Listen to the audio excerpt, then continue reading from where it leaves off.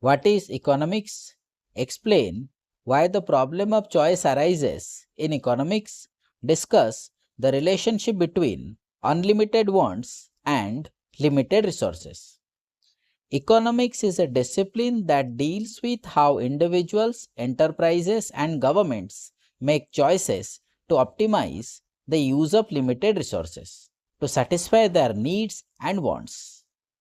Economics explains how various entities, such as consumers, producers, and financial institutions, interact to determine prices, distribute wealth, and drive investment through technology and education. Why the problem of choice arises? The problem of choice is a fundamental aspect of economics that arises due to scarcity. It is driven by two main factors: limited resources with alternative uses. Resources, which include land, labor, capital, and technology, are finite. Crucially, these scarce resources can be put to many alternative uses. For example, a piece of steel can be used to manufacture medical equipment, a refrigerator, or an aircraft. The necessity of trade-offs. Because resources are limited, choosing to use them for one purpose means giving up the opportunity to use them for another. This leads to the concept of opportunity cost, which is the value of the next best alternative that is sacrificed when a choice is made. For instance, if a farmer uses their limited land to grow barley, the cost is the wheat they could have grown instead. The relationship between unlimited wants and limited resources. Economics essentially seeks to manage the constant mismatch between unlimited human wants and limited resources. Unlimited and changing wants. Human wants are not only endless but also constantly evolving. As people satisfy basic needs like food and shelter, they develop new wants for luxuries or upgrades, such as moving from a bicycle to a motorbike and eventually to a car. The conflict of scarcity. While wants grow and change, the natural and human-made resources required to satisfy them remains limited in quantity. This imbalance is known as scarcity. The outcome. This relationship forces societies to address three key questions: what to produce, how to produce, and for whom to produce. By analyzing data and available alternatives, economic entities attempt to allocate these scarce resources in the most efficient way possible to improve the overall quality of life and well-being of society. What is meant by opportunity cost? Explain the concept with the help of a suitable example from everyday life or farming. Opportunity cost is defined as the value of the next best alternative that is sacrificed or given up when a particular choice is made. Because resources like land, labor, and money are limited but have many alternative uses, every economic decision involves choosing one option and foregoing others. Examples of opportunity cost. The concept can be clearly understood through the following examples. Farming example. A farmer with a limited piece of land, water, and labor must decide how to allocate these resources between different crops. If a farmer chooses to grow sugarcane, which is high profit but water intensive, the opportunity cost is the benefit they would have gained from growing drought resistant crop like millets, such as saved water and improved soil health.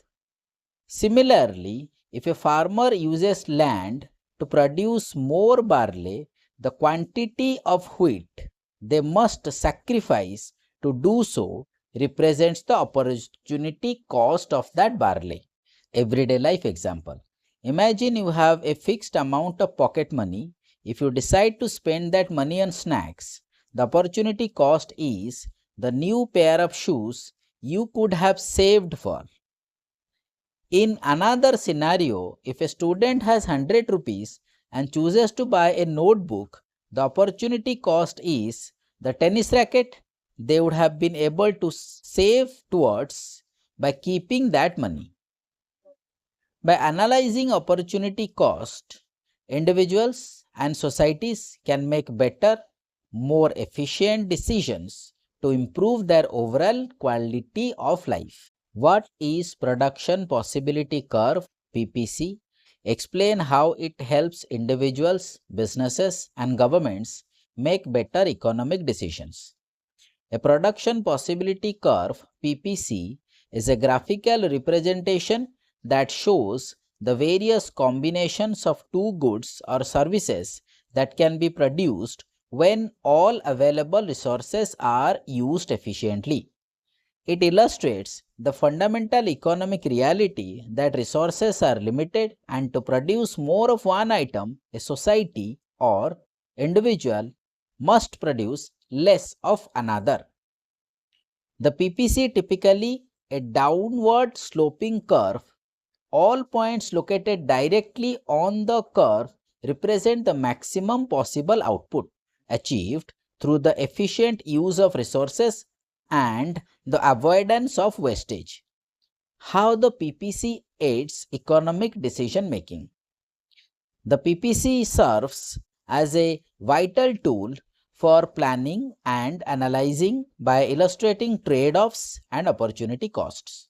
For individuals and farmers, the PPC helps individuals visualize the consequences of their choices. For example, a farmer with a fixed amount of land and labor can use a PPC to see different combinations of crops such as barley and wheat that they can grow. If they move along the curve to produce more barley, the PPC clearly shows the specific amount of wheat they must sacrifice, which is the opportunity cost of that decision. For businesses or enterprises, enterprises use the concepts illustrated by the PPC to improve efficiency and plan for growth. It helps them decide how to produce by determining the best mix of factors of production, such as land and capital and labor. For instance, a garment manufacturer might use this analysis to decide whether to employ more workers, that is labor intensive, or invest in automation, which is capital intensive, based on the alternative costs and available technology. For governments, the PPC assists governments in making large-scale policy decisions regarding the allocation of public funds. It helps them weigh competing priorities such as whether to spend more on infrastructure like highways versus welfare programs like hospitals or education. By understanding these trade-offs, policymakers can better evaluate the long-term impact of their choices on the economy's growth and the well-being of its citizens. Ultimately, the PPC helps these entities move away from guesswork and towards decisions based on data and analysis of available alternatives and their potential outcomes. Describe the three basic economic questions that every economy must answer. Why are these questions important for the efficient use of resources? The mismatch between unlimited human wants and limited resources creates the fundamental problem of scarcity, which forces every economy to answer three basic questions. The three basic questions are what to produce, how to produce, and for whom to produce. What to produce? This question addresses which goods and services should be created and in what quantities to meet the needs of the economy over a specific period. Because resources are scarce, producing more of one thing, such as water-intensive sugarcane, means foregoing the production of something else, like drought-resistant millets. This decision reflects the trade-offs between different economic goals, such as short-term profits versus long-term sustainability. How to produce? Once an economy decides what to make, it must determine the methods, resources, and technologies to use. Producers must choose the right mix of factors of production: land, labor, capital, and technology.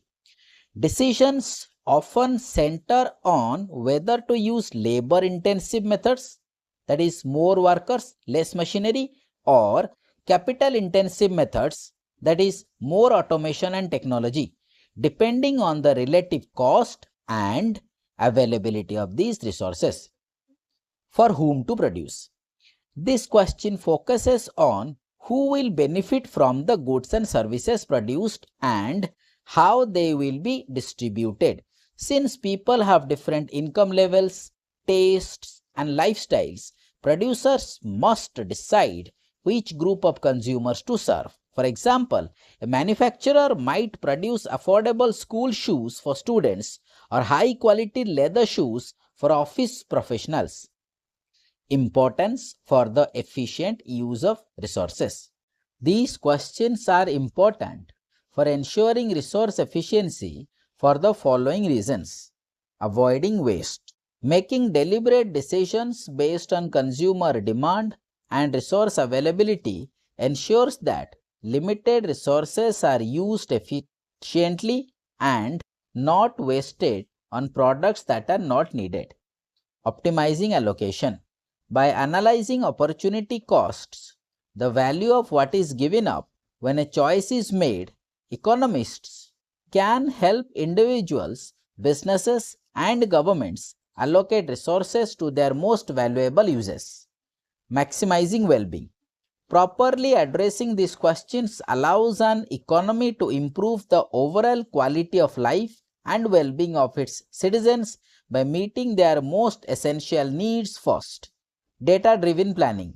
In modern economies, answering these questions relies on data and analysis rather than guesswork, allowing for better planning through tools like government economic survey and financial statements. Systematic resource management. Whether an economy is planned, government-led, market-oriented, driven by supply and demand, or mixed, these questions provide a framework for organizing production and distribution in a way that best serves society. Explain the different methods of production, compare labor-intensive and capital-intensive techniques with suitable examples. In economics, the question of how to produce addresses the specific methods, resources, and technologies used in the production process. To answer this, producers must select the most effective mix of the factors of production, which include land, labor, capital, and technology. Production techniques are generally classified into two categories: labor-intensive and capital-intensive. Comparison. Labor-intensive techniques. Primary resource relies on large amounts of workers and less machinery. Typical sectors commonly used in agriculture and handicrafts. Preferred when labor is cheap and easily available or machines are expensive. Some name of products best for customized or designer items requiring skilled manual labor. Now, capital intensive techniques. Primary resource relies on more machines and technology and fewer workers. Typical sectors commonly used in heavy industries like steel and automobile manufacturing. Preferred when machines are affordable, technology is advanced, or labor is costly or scarce. Product names best for mass produced goods that require high efficiency. Now, examples of production methods. Garment manufacturing. A clothing firm must choose a method based on its specific needs. If the goal is to produce mass market garments, the firm may shift to automation, capital intensive, because machines are more efficient for large volumes. However, If the firm specializes in customized or designer clothes, it will rely on skilled labor, that is labor intensive, to handle the intricate manual work. Agriculture versus industry. Most traditional farming activities in various regions rely heavily on manual labor and animal power, making them labor intensive. In contrast, a modern automobile factory uses advanced robotics and automated assembly lines, representing a capital intensive approach. Factors influencing the choice of method. An enterprise's decision to use one technique over the other is determined by several factors. Relative cost. Producers compare the cost of hiring workers against the cost of purchasing and maintaining machinery. Available technology. The presence of advanced technology encourages the use of machines, while limited technology often leads to manual production. Government regulations. Labor laws or government incentives for purchasing machinery can significantly influence which method a business chooses to adopt. Differentiate between a planned economy, a market economy, and a mixed economy. Mention at least 3 factors of each system and give examples of countries following these systems. The 3 main economic systems differ based on how they organize resources and who makes the fundamental decisions of what, how, and for whom to produce. Planned economy. In a planned economy, a central authority or the government makes all the major economic decisions. Centralized control. The government decides what and how much will be produced and as well as the prices and distribution of goods. Government ownership. Most resources and sectors such as land, factories, banks, and transport are owned by the state. Restricted competition. Because the government uses strict permits and licenses, there is limited private ownership and little motivation for enterprises to innovate or improve quality. Examples: the former Soviet Union, North Korea, and Cuba. Market economy. In a market economy, economic decisions are driven primarily by the forces of demand and supply, with a very little government intervention. Limited government role. The government acts as a referee, ensuring law and order and safety without controlling production or prices. Private ownership. Individuals and private companies own the majority of resources, including land, shops, and factories. High competition. Many producers offer similar products, which encourages innovation, better quality, and lower prices for consumers. Examples: the United States of America, Japan, and Hong Kong. Mixed economy. A mixed economy combines features of both market and planned systems, allowing the private sector and the government to coexist and compete. Coexistence of sectors. Both private individuals and large public sector government-owned companies play important role in the market. Government regulations. While private ownership is allowed, the government regulates private players to ensure fair competition, consumer protection, and transparency. Focuses on welfare. The government manages welfare programs and provides public goods such as roads, basic education, and street lights that are available to everyone. Example: India after 1991, China after 1978, Germany, and Sweden.